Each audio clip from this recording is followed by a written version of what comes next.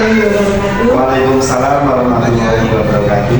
Terima kasih Bapak atas waktunya, dan di sini saya minta izin untuk wawancara pada Bapak Kepala Sekolah sehubungan dengan pengambilan keputusan Bapak di sekolah. Saya ingin tahu pengalaman Bapak untuk menyelesaikan masalah-masalah yang terjadi di sekolah.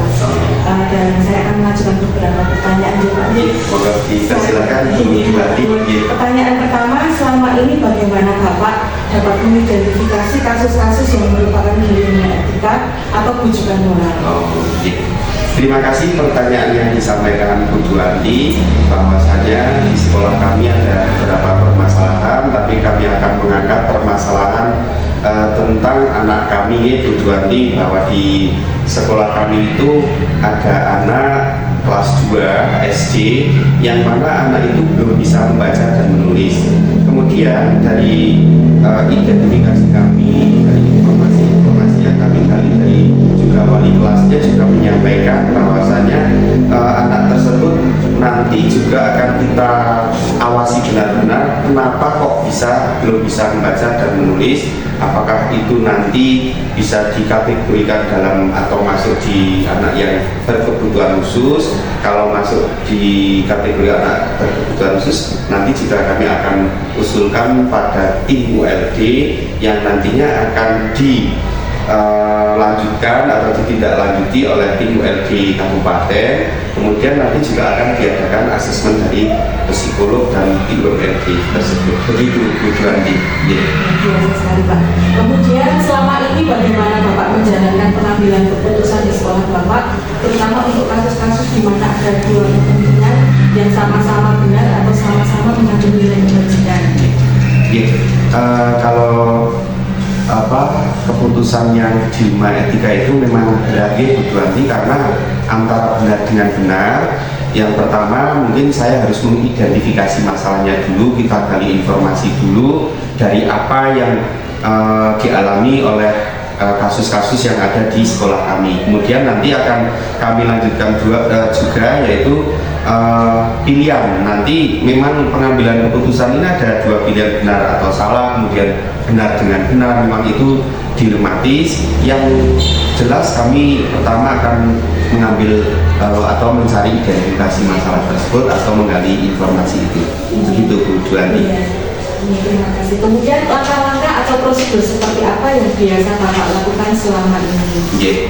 Untuk langkah-langkah kami juga tidak sendiri, tentunya kami dari pihak sekolah bersama atau berkolaborasi dengan tim kami, bahwasanya di sekolah kami nanti akan melibatkan ada Bapak Ibu guru, kemudian atau wali kelas, kemudian juga siswa sendiri, kemudian nanti juga kami akan melibatkan siapa dari wali siswa. Nah, wali siswa itu juga sangat penting. Kemudian dari tim kami berkolaborasi mengidentifikasi masalah tersebut. Kemudian juga nanti keputusan-keputusan ini tidak hanya kami ambil sendiri, tapi berdasarkan nanti dari tim kami, kolaborasi dari tim kami, yang mana nanti untuk nilai-nilai atau pengambilan keputusan ini harus sesuai dengan nilai-nilai kebajikan. Gitu. Kemudian hal-hal apa saja yang selama ini Bapak anggap efektif dalam pengambilan keputusan pada kasus-kasus dilema etika? Kita harus memahami atau kita telah dulu mana-mana yang harus kita identifikasi permasalahan itu apakah nanti bertentangan dengan hukum ataupun apapun yang nantinya kita berdiskusi dengan tim kami ini, bermusyawarah dengan tim kami ini, karena pengambilan keputusan ini memang harus efektif. Nah, kemudian mengedepankan fakta-fakta, kemudian nanti nilai-nilai yang ada, nilai-nilai kebajikan itu, agar suatu pengambilan keputusan itu tidak merugikan salah satu pihak dan bisa diterima oleh semua pihak. Begitu Bu Juwanti. Kemudian hal-hal apa saja yang selama ini menjadi tantangan dalam pengambilan keputusan pada kasus-kasus dilema etika? Tentunya kalau ditanya tantangan atau hambatan, banyak sekali, memang berat Bu Juwanti, banyak sekali, karena dilema etika ini suatu pengambilan keputusan yang harus diterima oleh semua pihak, bahwasanya karena tantangan itu misalkan yang tadi kasus di sekolah kami ini belum bisa membaca dan menulis, itu saja sudah menjadi sebuah tantangan Bu Juwanti. Nah, tantangan itu yang nantinya bisa diterima di semua pihak, baik dari nanti pihak intern sekolah atau eksternal sekolah, dan nantinya sudah sampai pada ke wali siswa. Itu juga tantangan-tantangan itu kita nanti ambil keputusannya itu juga harus sesuai dengan nilai-nilai bajikan yang ada. Jangan sampai pengambilan keputusan itu merugikan salah satu pihak. Begitu Bu Juwanti. Kemudian apakah Bapak memiliki sebuah jadwal dalam penyelesaian sebuah kasus Pak? Kalau jadwal di tempat kami itu sesuai kondisi atau fleksibel saja nih Bu Juwanti, karena jadwal itu kita bisa buat sesuai dengan apa yang akan kita lakukan. Bisa juga nanti jadwal itu fleksibel, tidak dijadwalkan apa, karena nanti kalau misalkan ada insiden yang harus kita selesaikan atau masalah, biasanya kita rapat bulanan juga ada, nantinya juga akan kita sampaikan, dan permasalahan-permasalahan yang ada dari guru, wali kelas nanti juga akan disampaikan, dan nanti juga akan kita bahas pada waktu agenda rapat tersebut. Begitu Bu Juwanti. Berarti apakah Bapak langsung menyelesaikan di tempat terlebih dahulu, ataukah Bapak menjadwalkan kemudian apakah bentuk dan prosedur apa yang Bapak jalankan? Oke.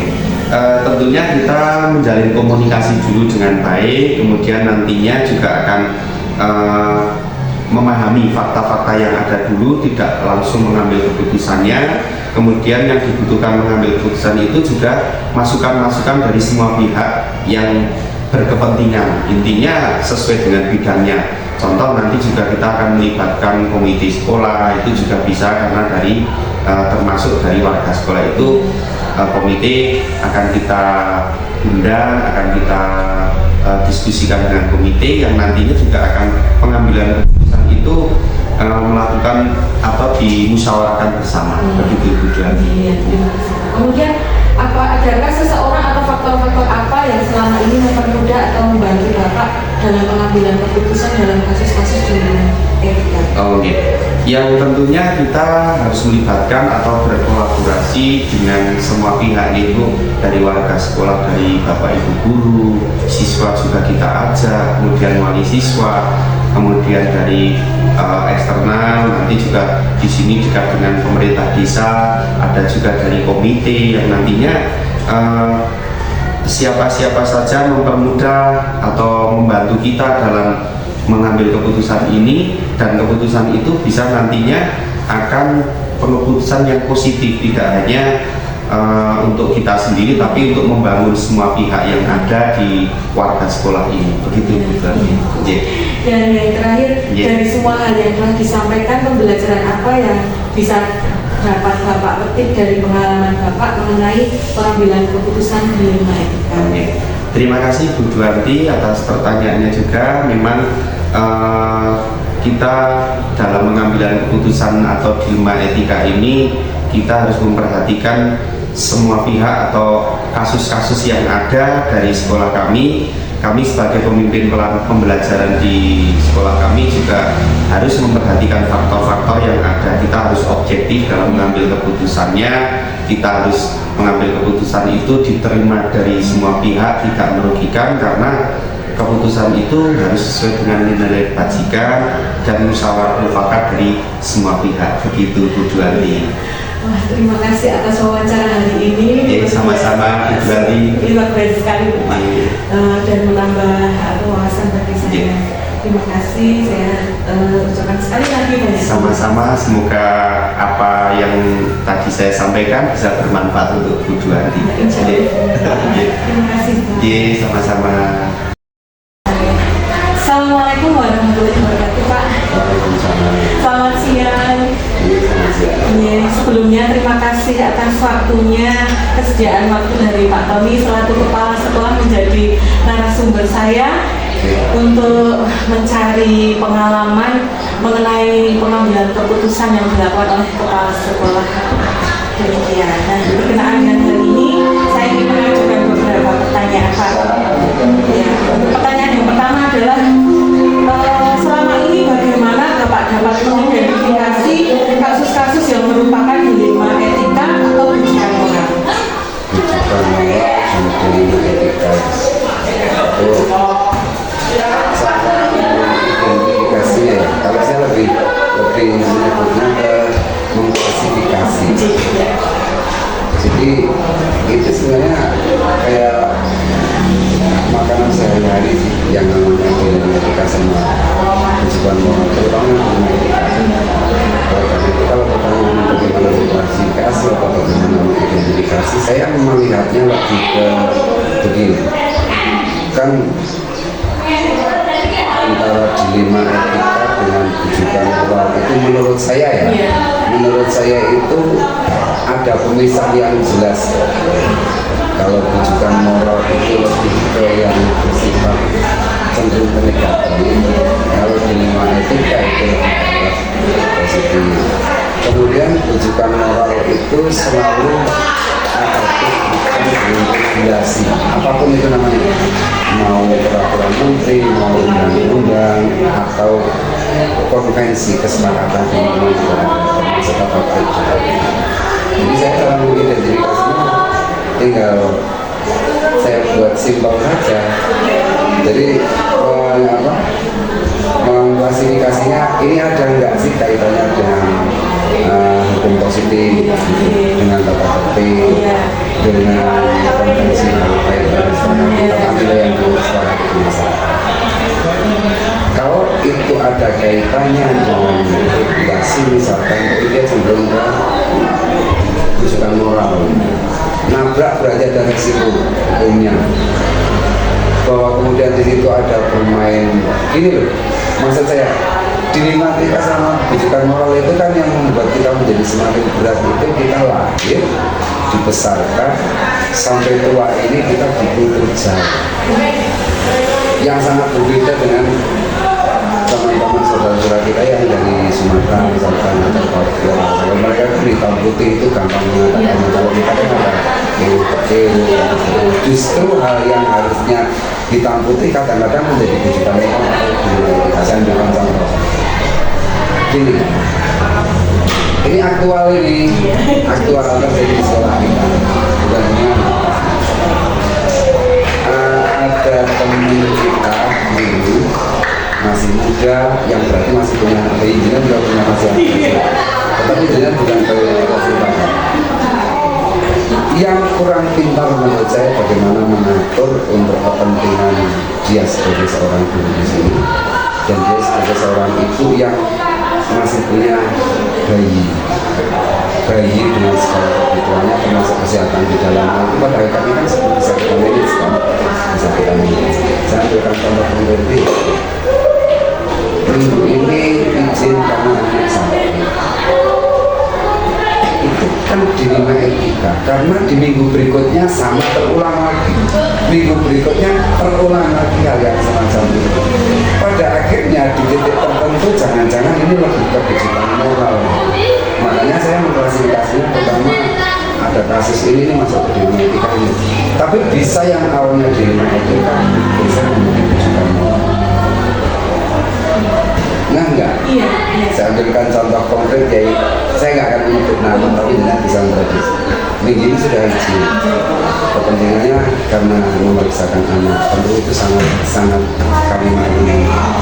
Kenapa masuk dalam dilema etika? Karena dilema etika menurut saya tidak ada standar yang pasti mana keputusan yang paling benar. Karena keputusan yang paling benar menurut saya itu kondisional dilema etika itu. Kalau saya tidak mengizinkan, itu keputusan bisa salah ketika anaknya memang sakit dan harus berat. Ya kan? Meskipun saya punya hak dan tidak salah juga kalau saya nanti diperiksakan siang nanti misalkan setelah mengajar selesai, itu saya tidak bisa disalahkan menurut aturan. Tapi kan karena aturan itu hukum itu di atasnya ada etik, jadi ada aturan jalan yang begitu. Tapi Tapi kalau 1-2 kali oke lah. Tapi kalau minggu ini terjadi, minggu besok terjadi lagi, minggu besoknya terjadi lagi, kan nggak salah kalau saya untuk curiga. Ini jangan-jangan, ini jangan-jangan. Jadi saya mengklasifikasinya lebih ke situ, mengkategorikan ini ke kebutuhan moral, ini ke dilema etika. Kemudian selama ini bagaimana Bapak menjalankan pengambilan keputusan di sekolah Bapak, terutama untuk kasus-kasus di mana ada dua kepentingan yang sama-sama benar atau sama-sama mengandung nilai kewajiban. Jadi makanya dilema etika ini ke dilema etika. Kalau saya gini, lihat kasusnya di sekolah kita ini sekarang saya nggak mengambil kasus, tapi di di tempat saya yang lalu benar-benar saya mengalami. Dulu jauh hari sebelum saya menjadi kepala sekolah, jenengan juga di sini, saya juga di sini, ada yang terjadi sebenarnya kasusnya Pak Paitun itu kan dilema etika. Kalau kita tidak memberikan relaksasi kepada beliau, juga kayak nggak ada manusia, sisi manusia punya kita nggak jalan. Tapi kalau kita terlalu permisif, banyak aturan yang kita tuju itu. Makanya itu dilema etika. Tepat waktu itu memberikan relaksasi kepada Pak Paitun, kalau secara temporer, kalau secara permanen itu salah. Kalau saya cara pengambilan kasusnya, pengambilan keputusannya tergantung dari kasusnya sebesar apa. Kalau saya ambilkan contoh tadi yang dulu itu saya sendiri merasa cukup intinya saya selesai dulu. Tapi kalau yang melibatkan ada pertentangan nilai budaya, misalkan masalah sekitar, itu saya akan melibatkan banyak pihak. Yang biasanya di sini saya libatkan itu Pak Anto. Kemudian saya akan melibatkan itu. Tapi sekali lagi kasusnya sih, tinggal kasusnya seperti apa. Kalau ada pertentangan nilai budaya dengan lingkungan sekolah, saya tidak bisa sendiri. Saya harus melibatkan tokoh salah satunya. Kemudian langkah-langkah atau prosedur seperti apa yang biasa Bapak lakukan selama ini? Ini juga saya memilah lagi jadinya. Memilah lagi dilema etikanya itu sebesar apa dampaknya kalau saya mengambil keputusan A atau saya mengambil keputusan B. Dari contoh satu kasus yang saya ceritakan tadi, ini saya spesifik ke dilema etikanya ya, bukan moral itu salah satu yang itu kan sumber daya ya, kita akan lari ke sana ya, dilema etika itu. Kalau ini sifatnya saya sebagai seorang manajer kemudian mengelola teman-teman lah kemudian karyawan, secara umum saya di sini belum pernah menemukan kasus yang saya harus melibatkan banyak pihak untuk mengambil keputusan. Sejauh ini saya bisa mengambil keputusan dan itu saya ambil sendiri sebagai seorang kepala sekolah yang tanggung jawab. Saya ambilkan contoh gitu. Teman kita yang saya ceritakan itu mungkin tanpa sepengetahuan teman-teman yang lain, saya mengizinkan yang bersangkutan meskipun berulang-ulang, tetapi di waktu yang lain ketika teman-teman sudah tidak mengerjakan pekerjaan sekolah, dia saya tambahi sebagai penerus dari saya. Jadi ada sedikit lembur yang dia harus meluangkan waktu lebih, tenaga waktu untuk menyelesaikan tugasan dengan saya. Yang dalam komparisi saya menjadi equal dengan yang lain. Nah, kekurangan saya belum mengkomunikasikan ini ke teman-teman sehingga kayak kecemburuan dimungkinkan muncul. Saya butuh waktu untuk menyampaikan itu. Ada itu teman kita yang seperti itu di sekolah kita hari ini. Kemudian hal-hal apa saja yang selama ini Bapak anggap efektif dalam pengambilan keputusan pada kasus dilema etika? Dilema etika ya, dilema etika. Itu tadi Pak. Jadi kalau sifatnya ke sumber daya manusianya, saya sempit memaknainya sempit. Sumber daya manusia itu ada teman-teman guru, ada anak-anak kita. Kembali lagi saya kasus per kasus yang saya ini sedang terjadi hari ini. kemudian ya biasalah anak kita di kelas kemudian karena tidak terkelola dengan baik oleh gurunya, tentu kan kemampuan saya mengontrol itu tidak menit by menit, detik by detik gitu, karena banyak hal yang harus saya kerjakan dan di ruangan ini saya belum bisa memantau aktivitas teman-teman, sehingga terjadikan masalah itu sampai ke rumah dan melibatkan pihak yang juga. Kelas 7E ini kan tahu prosesnya? Oh belum, kalau itu belum. Antara audit dan sama audit. Di situ ternyata setelah saya analisis, jadi langkah saya pertama saya menganalisis dulu, tidak butuh waktu lama untuk menganalisis kenapa kejadian itu muncul. Ternyata karena kelas itu tidak terkelola dengan baik, atau lebih tepatnya itu ada jeda waktu yang cukup untuk mereka jadi ribut tanpa pengawasan guru, padahal harusnya dalam pengawasan. Apakah itu dilema etika? Dilema etikanya adalah muncul manakala orang tua yang merasa dirinya menjadi korban menuntut ke pihak sekolah tanggung jawabnya. Sementara analisis saya sudah jelas teman kita yang lalai. Menjadi dilema etika bagaimana? Karena kalau ini saya hadapkan langsung kan saya mempermalukan.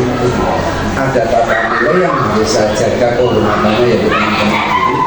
Pada sisi lain saya juga harus memberikan penjelasan yang komprehensif kepada orang tua agar orang tua bisa memaklumi. Maka saya mengambil keputusannya 2 kali. Teman guru ini saya panggil sendiri. Nah ketika saya berhadapan dengan guru itu saya sampaikan penyebabnya salah satunya dengan lalai. Tapi kata lalai itu tidak pernah saya ucapkan kepada orang luar selain kita termasuk orang tua. Karena bagi saya teman-teman kita itu harus kita jaga kehormatan. Itu kan dilema etika maksudnya. Menurut saya itu dilema etika. Saya harus menjaga nama baik satu orang dan orang lain menuntut haknya dan hak itu benar kalau dia tuntut. Maka saya harus mencoba di tengah-tengah ini nama baik teman kita tetap terjaga, orang tua ini juga bisa selesai masalahnya. Kemudian hal-hal apa saja yang selama ini merupakan tantangan dalam pengambilan keputusan pada kasus dilema etika? Nah, tantangan kita banyak. Kalau tantangan itu banyak menurut saya. Satu, konflik interest pasti. Mau dilema etika, mau tujukan moral, ini ada konflik interest. Kemudian yang kedua, yang tadi saya sebut kecemburuan. Kemudian yang ketiga itu sumber daya. Kenapa saya katakan sumber daya? Ini contoh konkretnya saja.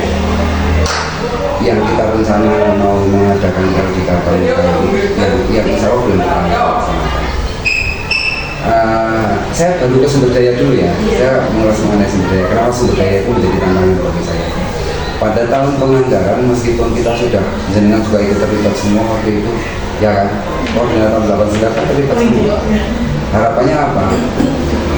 Programnya akurat, penganggarannya tepat. Sehingga ketika program itu dilaksanakan nggak terlalu banyak lebihnya atau kurang bahkan. Saya sudah mencoba untuk melaksanakan semacam itu dengan sangat kuat. Tapi ternyata tahun ini untuk LDK Pramuka itu setelah tim mengajukan RAD, oh ternyata tidak akurat. Makanya saya bilang sumber daya itu juga menjadi tantangan. Bukan masalah besar kecilnya, bagaimana membuat program spesifik sehingga pada saat tahun pelaksanaan nggak perlu ada kok kurang sih ini dan lain sebagainya. Padahal yang bersangkutan itu yang dari sumber daya. Makanya timbulnya dilema etika itu karena teman-teman Pak ini real memang kebutuhan faktual, tidak mengada-ada. Saya ambilkan contoh ya, sewa tenda, karena kita punya tenda hanya ada 4, kita kebutuhan tendanya itu ternyata ada 8. Kan rumah itu kebutuhan yang tidak mengada-ada dan tidak teranggarkan. Berarti kan pengelolaan sumber dayanya yang tidak tepat. teman-teman nuntut sementara regulasi tidak memungkinkan, maka muncullah masalah di situ. Nah itu bagi saya itu dilema etika, karena tidak ada hal buruk, teman-teman juga faktual menyampaikan kondisi realnya, sementara pada saat penganggaran tim tidak akurat dalam penganggaran. Makanya sumber daya itu juga menjadi bagian tantangan ketika ketemu masalah etika. Yang paling besar berkaitan dengan konflik interest. Terutama saya dulu di sini sejak sekolah ini berdiri bareng sama jenengan. Kita waktu itu sama-sama teman. Sekarang posisi saya dalam posisi yang sedikit berbeda. Saya dibatasi oleh banyak regulasi. Teman-teman pun begitu. Sayangnya teman-teman tidak terlalu membahas mengenai regulasi. Sehingga ketika saya coba ingatkan ini ada rasa saya melakukan ini terhadap si A, saya juga sebenarnya melakukan terhadap si B, cuman karena dua orang itu ada diferensiasinya kan pendekatan saya berbeda, sementara si B tuntutannya sama. Disitulah konflik interestnya muncul, seolah-olah kayak karena teman dekat saya, padahal bukan. Saya merasa diferensiasi ada pembeda dua orang itu, maka pendekatan saya lakukan kan pasti beda, nggak boleh sama gitu. Contoh konkret gitu, saya dengan Pak Jun kan enak saja ngomong apa saja, karena Pak Jun nggak bakalan tersinggung sama saya. Tapi kalau saya sama jenengan, saya harus pilih kata, bahkan maksud baik dengan cara baik itu saja hasilnya belum tentu baik, apalagi maksud baik dengan cara yang tidak baik. Jadi kalau menurut saya tantangannya banyak, tantangannya ada konflik interest, ada sumber daya, ada pertentangan nilai budaya dan sebagainya. Tapi yang paling dominan yang saya rasakan konflik interest. Apakah Bapak memiliki sebuah tata kala atau jadwal tertentu dalam sebuah penyelesaian kasus di MK, atau apakah Bapak langsung menyelesaikan di tempat untuk menyelesaikannya? Kemudian bentuk atau prosedur seperti apa yang Bapak jalankan? Terjadwal atau tidak, terjadwal atau insidental tergantung kasus. Kalau saya lebih ke tidak terjadwal misalnya. Mungkin bagusnya dijadwal, tapi kadang-kadang dilema etika itu munculnya keputusannya harus diambil hari itu. Contohnya tadi loh, ada teman kita izin anaknya, padahal hari itu dia harus melaksanakan ngajar itu 8 jam misalnya. Tiba-tiba anaknya di pagi hari sakit. Kan hari itu harus saya ambil keputusan. Masa harus saya tunda keputusannya seminggu yang akan datang? Nah, untuk kasus tertentu, kasus besar yang melibatkan banyak pihak dan melibatkan banyak dari luar, memang saya butuh waktu untuk menganalisanya. Maka tetap saya selesaikan, tidak muncul hari ini kemudian saya selesaikan hari ini. Saya butuh membuat kajian kalau perlu, kemudian ada orang yang saya minta bantuan untuk membantu juga, iya itu kalau kasusnya besar. Contohnya itu tadi, jadi ada kasus anak dengan anak yang melibatkan sekolah lain itu juga. Kemudian bentuk atau prosedur seperti apa yang Bapak jalankan untuk menyelesaikan simpel? Saya identifikasi kasus itu seberapa besar, ukuran besar kecilnya itu adalah efek yang ditimbulkan dari keputusan yang saya mau ambil. Kalau itu efeknya itu ke satuan pendidikan yang cukup besar, maksud saya citra lah. Kalau citra sekolah itu menjadi terpuruk, itu besar, itu bukan kecil. Tapi kalau yang kasusnya insidental gitu ya, ini tadi gimana pertanyaannya? Bentuk atau prosedur seperti apa yang Bapak jalankan untuk menyelesaikannya? Prosedurnya Pak? Prosedurnya itu tadi. Kalau saya untuk yang keputusan yang saya ambil itu harus cepat, maka saya nggak membutuhkan waktu panjang, seketika saja saya mengambil keputusan. Yang penting semua teratasi, dan keputusan itu sekali lagi yang namanya dilema etika maupun dilema etika terutama lah, tidak ada kebenaran mutlak menurut saya. Benar itu hanya di kasus tertentu dan di waktu tertentu. Bisa saya mengambil keputusan yang salah meskipun keputusannya itu benar pada kasus yang berbeda, orangnya, waktunya, urgensinya, kemudian efeknya. Jadi kalau saya untuk kasus yang semacam itu seketika saja, prosedurnya nggak pakai prosedur, bahkan nggak pakai prosedur yang berbelit. Tapi kalau untuk kasus-kasus yang cukup besar efeknya, saya pasti butuh waktu dan saya butuh tim menyelesaikan. Siapa orangnya? Kalau saya yang paling sering itu saya melibatkan laki-laki sama perempuan. Kenapa gender itu penting? Karena kalau ibu-ibu itu bisa ngerem saya atau teman saya yang di dalam tim itu, yang laki-laki kadang-kadang nggak mikir sampai ke dalam, nggak baper lah gitu. Nah, bapak-bapak itu kan ada kecenderungan ketika sudah mentok regulasinya biasi, jadi kesannya kaku.